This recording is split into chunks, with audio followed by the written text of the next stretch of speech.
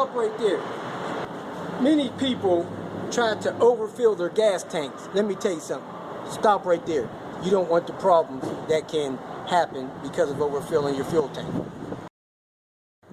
If you're having issues and problems starting your car after you refuel, it's probably because someone during this car ownership had been overfilling it, topping it off, squeezing that other 75 cents in there, trying to round it off.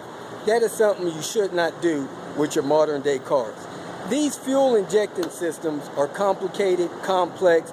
They have different valves and vent systems in there that overfilling it could cause fuel to get into those vacuum lines and those air pockets that cause problems with your fuel system. So, number one thing to know if you have problems starting your car after you refuel is you likely have a bad purge valve.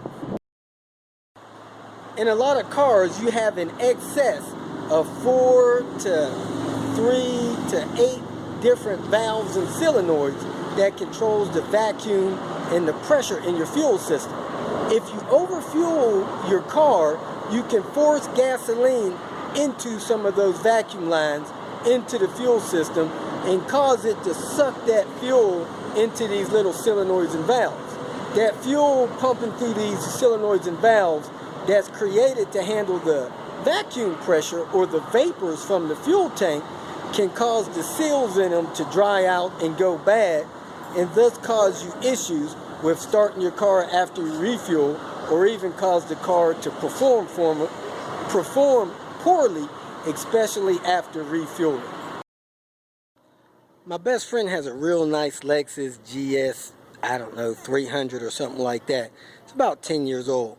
Anyway, one day when I went to visit him, he told me that he was having issues with his car. He had just took it to the dealer. They tuned it up. They did an ejection cleaner.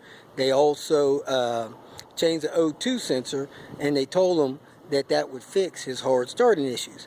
I said, what kind of hard starting issues you been having? He said, well, after I gas my car up, it's hard to start. So I've been putting a little less gas. I said, man, that sounds like a purge valve.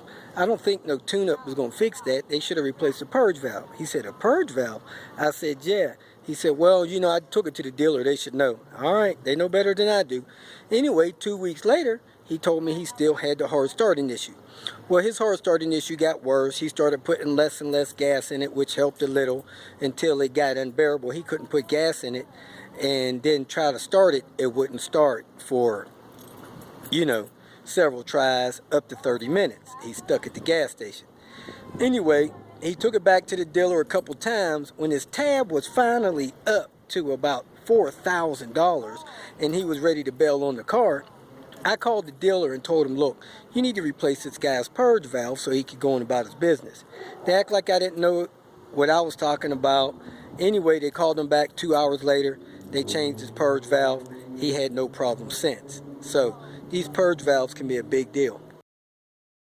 On my car, which is a Volvo 850, if you look past your intake tube down there, that's my purge valve. It has an electric connection on it, and it has a vacuum line that goes in one side and out the other side. It's mounted to the radiator. On this 2001 Subaru Outback, you come back on the back of the intake manifold and look down there, and that's the purge valve right there. You can see it has 2 vacuum lines going into it, and this flat thing, looking thing under there, black and gray, is the purge valve itself, and it has the plug that goes into it there. So that's where it's located on this car. And this car is having some issues with it starting up after gassing up, and it's also having issues starting off from a start. One problem with these purge valves is that a lot of the cars don't have a specific emissions error code for the purge valve.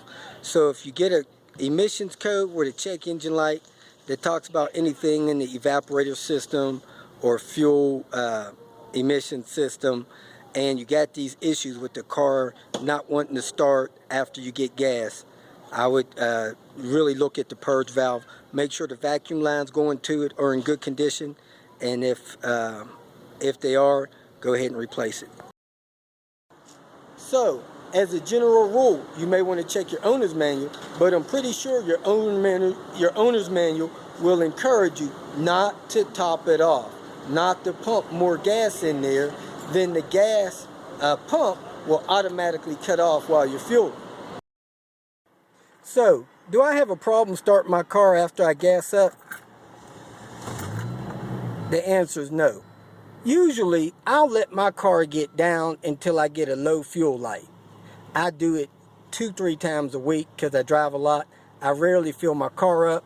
It's not a bad thing to let your car get under a quarter tank of gas.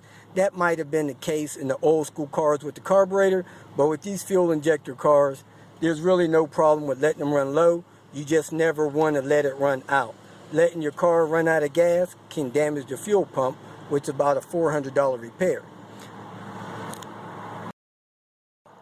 But try to remember, you do not want to overfuel these cars because you don't want to mess up one of these valves, your purge valves, your vacuum lines, or the charcoal canister that's used to help the emission systems in the fuel system.